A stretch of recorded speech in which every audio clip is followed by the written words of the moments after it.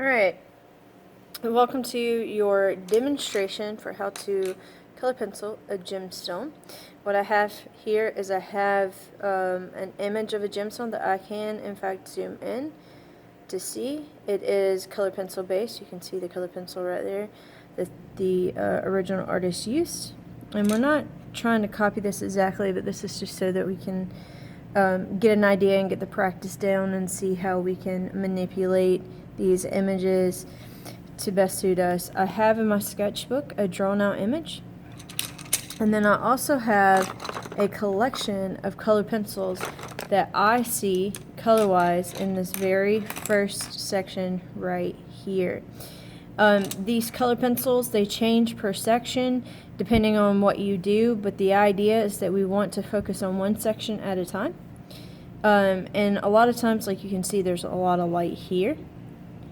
There's some light up here. There's a reflective light right here that I'm focusing on. And you can see where some of these colors can probably be used in other places. So it may benefit you to do to skip around with your sections depending on what you want to do. So again, I'm going to focus on this particular section, and I'm going to do that right here. And you can see that I very lightly kind of played off the gray chipped area right in there. So let's go ahead and get started. So the idea that I want to do is I want to kind of color lightly. Again, my saying in my classroom is draw light till you get it right.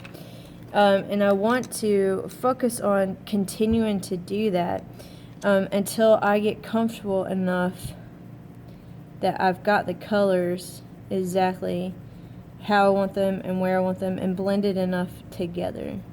Slide this over. So I'm going in here, and I'm just going to develop my shadows first, just because that's how I think. I personally think dark to light a lot of times, so I always work on my shadows first in everything I do, including my drawings.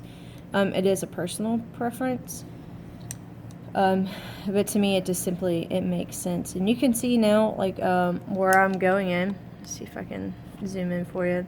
And see where I'm kind of going in, and I'm coloring on top of what I already have. Now, one of the things that I always talk about in this class is static. Let's get rid of that static. And that's exactly what we are going to do a little bit further on.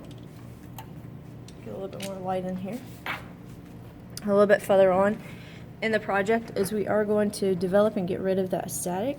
But first we want to make sure and kind of play around with it while we can manipulate the colors and make sure that they are blending, and they're going to give us the colors that we actually want. There's nothing more frustrating than committing to a color and then not actually be and turn out the way that we want to once the colors start to overlap. Again, you can still see plenty of that static, but I'm starting to go in, and I'm starting to bear down a little bit harder, just to make sure that my colors are being manipulated. Now, as I do this, I'm starting to notice this blue is a little bit on the darker side. So I'm actually going to add another color because I'm going from dark to light, but I'm not getting that nice medium color that you see right in here.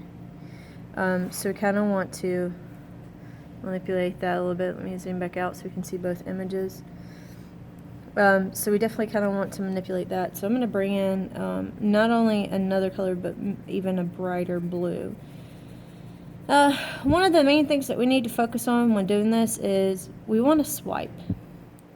Naturally, we just want to swipe things away, because as we start to bear down, our colored pencils are going to kind of flake a little bit. If they really flake a lot, then you're bearing down way too hard, more than your colored pencil even needs for you to bear down. So you can kind of be mindful of that. But regardless, we do get flakes, and you guys can see it here. The problem is we need to blow them away. If we swipe them, then you're getting colored pencil. I would get colored pencil into this white section here that may not be needing the same color pencil. So then we have this blended area where we've got just really a big hot mess that we don't need to have. Alright, so we're blending in. We're going to start moving a little bit further up to get more of these green areas right in here into this little section.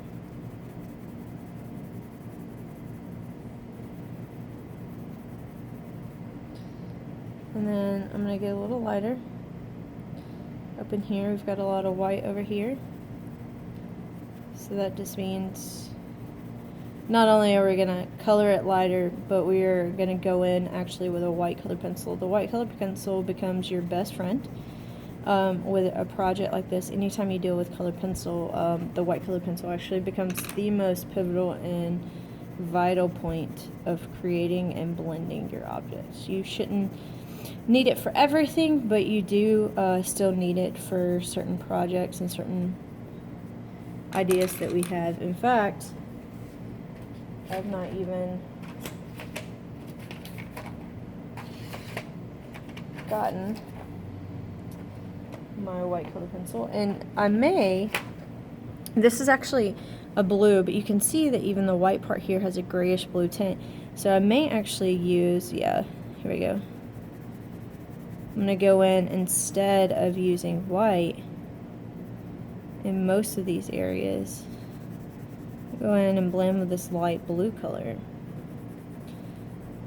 And again, I highly recommend Prisma. Unfortunately, these are, my personal set. Unfortunately, they're so expensive we can't afford them as an entire class set. But I do have Crayola. Crayola works quite nicely as well. So we're going to go in here, and you can see, again, more of these crystals. Blow it away, because if